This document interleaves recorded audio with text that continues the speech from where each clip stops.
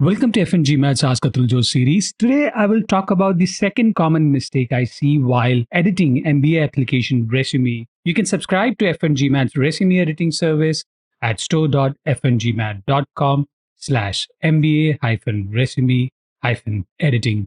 When you compare 2013 to 2023, there has been a huge shift in the startup landscape in international market, especially India, China, and Southeast Asia. So the demographic targeting top MBA programs, including MSAN schools, are mostly from startups. In the US, the immigrant population is still driving most of the startups in Silicon Valley. From an admissions perspective, schools must maintain diversity in terms of nationality. The competition is between permanent residents or H-1B visa holders versus international entrepreneurs or startup candidates. And quite often, schools prefer those already in the US over someone from another country.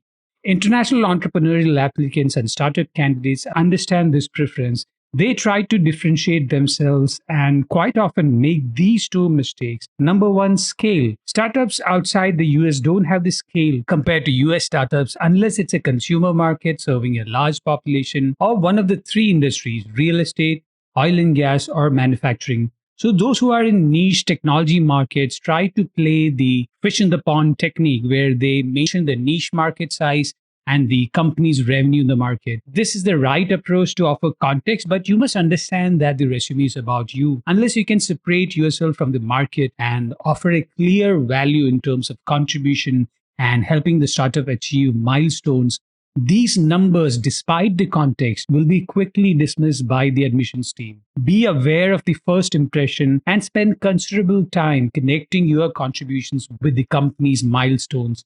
Don't try to use the numbers game unless it's in billions of dollars. If you're in the real estate market, the admissions team is aware of the mismatch between the valuation and the reality of the market over the past 2 years.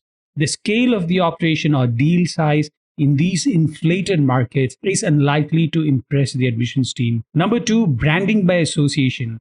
Out of desperation, many applicants try to associate themselves with functions that are at the center of the action. This is a common one I have seen among accounting professionals who are part of due diligence in billion-dollar deals. But the reality is that there was an investment banking professional who was leading the negotiation. Unless your input about an accounting strategy, revenue recognition, valuation, or finding underappreciated assets had a huge impact on the deal, which could be validated by a supervisor, taking credit for the wrong metric or function could backfire. When I spent time with such applicants, I noticed that there were so many unique contributions that had a ripple effect on the organization's data management, accounting practices, and standardization. Resume editing is not just about formatting, it's finding your unique voice in a competitive MBA application pool. I hope you got value from my advice. Feel free to reach out to me, Atul Jose, at store.fngmat.com/contact-fngmat to start a conversation about your resume,